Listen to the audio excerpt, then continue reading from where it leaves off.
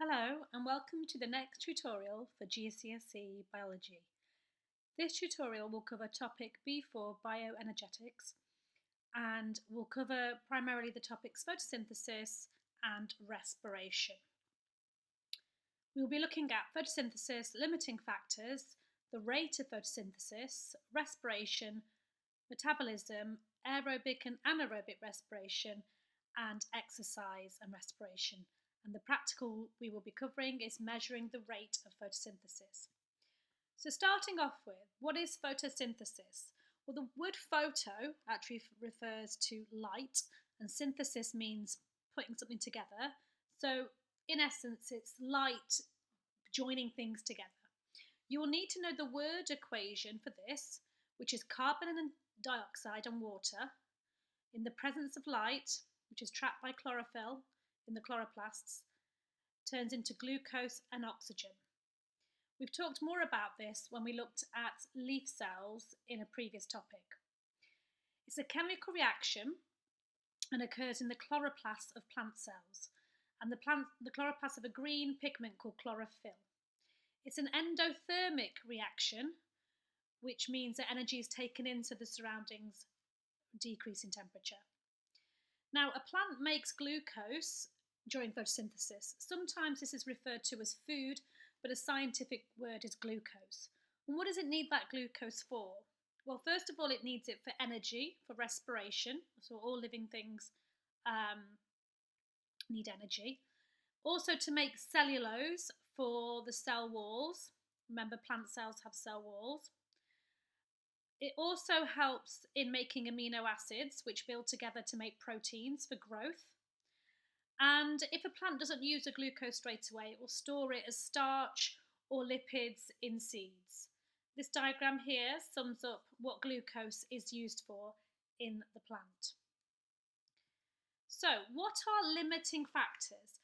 Well, they're anything that affect the rate of photosynthesis and stop it happening any faster. Okay, so sometimes people might think the more light that you give a plant, the faster it will grow. Well, that is true up until a point. And therefore, these factors are called limiting factors. And there's three: light intensity, temperature, and the amount of carbon dioxide. The amount of chlorophyll can also be a limiting factor. It's not one that you need to know about in detail, but obviously chlorophyll traps sunlight. And so if there's less chlorophyll, maybe because there's a magnesium deficiency, then the plant won't photosynthesize as fast. But the three that you need to know are light intensity, amount of carbon dioxide, and temperature. Water is not a limiting factor. Now you need to understand the shapes of these graphs for each of the limiting factors. I'm just going to talk you through them, and this is quite a common thing that comes up in the exam. So first of all, light intensity. So as you increase the amount of light, or the light intensity, then the rate of photosynthesis does increase. But up until a certain point, you can see it on the graph there where it starts to level off.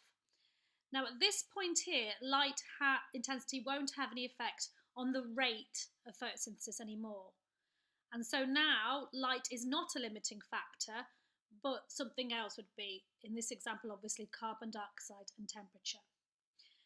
The graph for carbon dioxide looks the same, and it's the same explanation. So the amount of carbon dioxide increases, so does the rate of photosynthesis up until a point, and then a point no more carbon dioxide will make it go any faster. Temperature is a different one, as you can see from this graph, because temperature affects enzymes, and enzymes are inside the plant. And remember, enzymes are chemicals that a living thing needs for chemical reactions. Now, as the temperature increases, enzymes work faster. But after 45 degrees, remember the active site of the enzyme changes shape. So the enzyme doesn't work anymore. It is said to be denatured. And that means the rate actually starts to go down, as you can see from the graph. So this shape of the graph is different to the other two. Here are the two graphs again with a bit more explanation. Let's just talk through the light one. Okay, so here you can see an increase in light increases the rate of photosynthesis. Here, the rate of photosynthesis will increase again, but you can see that another factor is limiting now. So it's not light anymore, so it will be carbon dioxide, for example. Okay, and that's why the graph levels off here. Okay.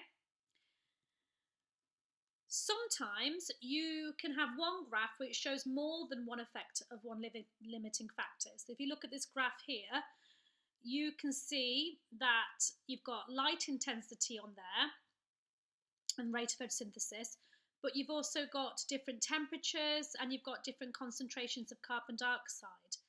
So you can see at the start here, for example, as light intensity increases, the rate of photosynthesis increases steadily up until a point, and now light is no longer a limiting factor when it levels off. Now the line at 25 degrees levels off at a higher point than the one at 15 degrees, and so that shows temperature must have been a limiting factor here at 15 degrees. And similar with the amount of carbon dioxide here, the concentration, and again you can see the different limiting factors at two different temperatures.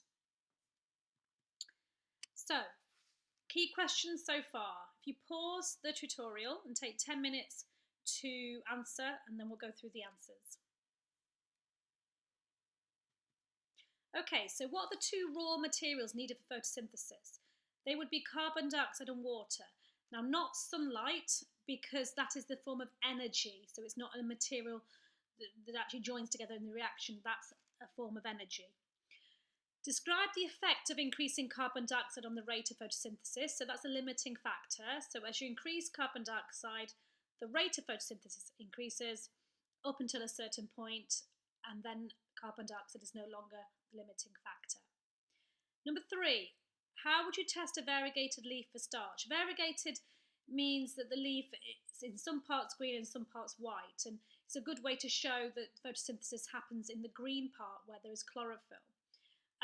If you test a leaf for starch, that proves that it's storing starch because it would have made glucose in photosynthesis, then stored it in as starch. And remember from food tests before how you test for starch. Before you do that, you just need to heat the leaf in a water bath with ethanol, and that's just to break down the cell walls to get the starch out. And then you would dry it and test with iodine. If iodine goes a blue-black colour, that means starch.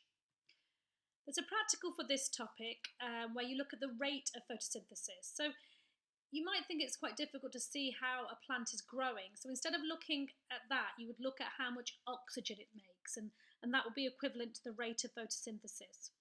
And the best plant to use in this case is plants that live in the water. Canadian pondweed is a good plant to use, and you would need to put that in a test tube of water. And it makes bubbles of oxygen, and those bubbles of oxygen can be collected in a tube, which you can then push the gas that you form and calculate how much oxygen has been made.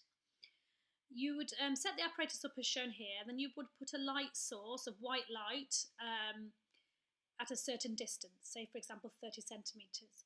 Now, to prevent the test tube of water getting hot from the light, it might be a good idea to place a transparent screen in between, just to make sure that temperature doesn't affect it as well. Then you would collect the bubbles of oxygen gas from the pondweed over a set time, so say for example 60 seconds. You can also use a data logger instead, which might be more accurate, and that will measure exactly the amount of oxygen produced. You would control the temperature and the amount of carbon dioxide and repeat it twice to get an average, and that way you can spot any anomalous results. And then the whole point of this is then to repeat at different distances, because what you're looking at is how does light intensity affect the rate of photosynthesis. Now you can alter this experiment by looking at, say, the amount of carbon dioxide affects photosynthesis. So you could have different amounts of sodium hydrogen carbonate dissolved in the water, and that makes carbon dioxide, or you could do it at different temperatures. It depends on what you are investigating. You can see from this graph here, the further you are getting away, so the light intensity is going down, the number of bubbles is decreasing. Now, there is a calculation or law, if you like, that links this practical, and that is called inverse square law, which basically means that light intensity and the distance of the light source are inversely proportional. And in fact, the calculation is shown here.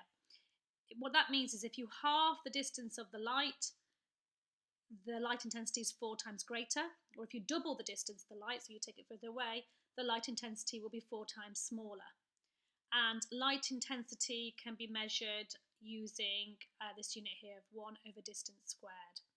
This graph shows that as the light intensity increases, then the number of bubbles of oxygen produced per minute as a rate increases.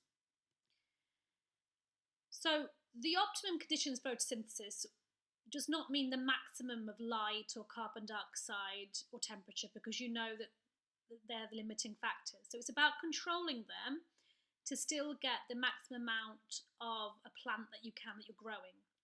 Now, this is done on a huge scale in greenhouses.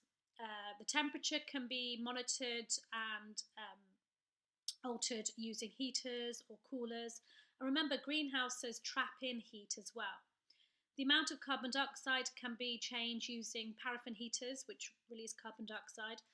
And the amount of light intensity, well, first of all, greenhouses are obviously transparent, but there is also artificial lights as well.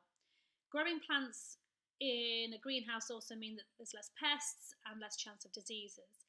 And if the soil is deficient in any minerals, you can add fertiliser to help the plant grow even better. Okay, so moving on to the second part of this topic, which is respiration. Now, respiration does not mean breathing. It does require oxygen, but it doesn't mean breathing.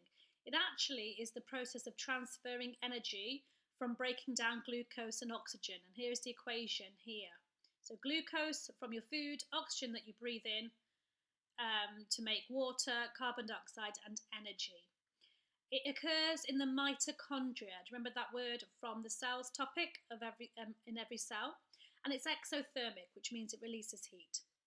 Now, the energy that you make from respiration is used for a number of things, mainly movement, so the muscles contracting, maintaining body temperature for warm-blooded organisms, making larger molecules, and metabolism.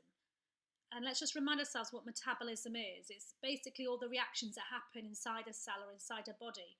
Sometimes during metabolism, larger molecules are broken down and sometimes they are made. So, for example, in the ones that are made, it might be that glucose molecules join together to form glycogen, which is a stored form of carbohydrate, or amino acids join together to form protein.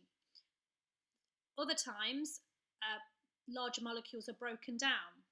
So, for example, lipids can be broken down to make fatty acids and glycerol. So you can see these two diagrams show reactions where larger molecules are made and where larger molecules are broken down, which you will need to know. You will also need to know the difference between aerobic and anaerobic respiration.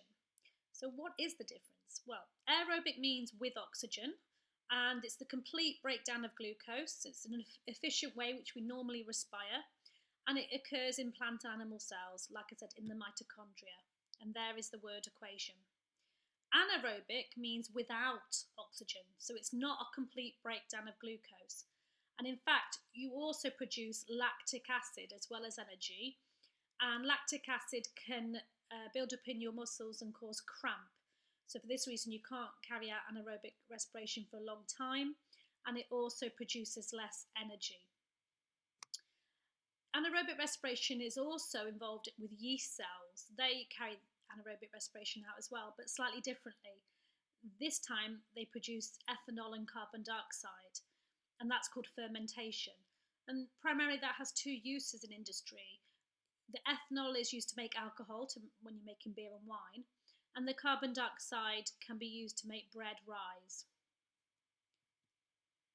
So what actually happens when we exercise? Well, when you exercise, your breathing rate increases and your breath volume, and your heart rate also increases. But why? The whole reason is to get more oxygen into your blood and then get more of this oxygenated blood moving around your body faster and going to your muscle cells. Your muscles will then use the blood, what's in the blood, so the oxygen and the glucose, and transfer it into energy. And when you exercise, you need more energy in your muscles because the muscles are contracting for movement. Now, during short bursts of exercise, your body can't get oxygen to the muscle cells quickly enough. And so the muscles therefore carry out a different kind of respiration, which we mentioned before, called anaerobic respiration. Now, the drawback of this is it makes lactic acid, which causes cramp. And this then means that you owe your body oxygen, which is called the oxygen debt. You have to repay your body oxygen that you didn't use. Now, this means that straight after anaerobic respiration, you need to get oxygen in quickly, which is why you might have like heavy, long breaths and a high heart rate after exercise. Once the oxygen gets in, it combines with the lactic acid to then make carbon dioxide and water, so completing that respiration reaction. So a 6-mark question in the exam on this may be to compare aerobic and anaerobic respiration. So if you pause now, give yourself 10 minutes to answer this question. Okay, so for this answer, I've made it into a chart or a table, and you can write this as 2 paragraphs in the exam. So aerobic respiration means with oxygen, and it's an efficient type of respiration, which is the main way that living cells respire, and it occurs in the mitochondria. It's important as well to give the word equation, so glucose plus oxygen to form water, carbon dioxide and energy. Anaerobic is without oxygen, so it's not the complete breakdown of glucose, it's incomplete. And you can give the word equation again, so it just shows glucose turning straight into lactic acid and energy. Lactic acid, you can say, causes cramp and occurs during short bursts of exercise. Another comparison, so another difference is that there's less energy transferred with anaerobic respiration, and therefore it's only short term because it creates this oxygen debt where you owe your body oxygen. So, in summary, we have looked at photosynthesis, limiting factors of photosynthesis, the rate of photosynthesis, and then respiration, metabolism, aerobic and anaerobic respiration, and the effect of exercise on respiration. The practical from this topic is measuring the rate of photosynthesis. Thank you. Please look at the next tutorial for the next topic.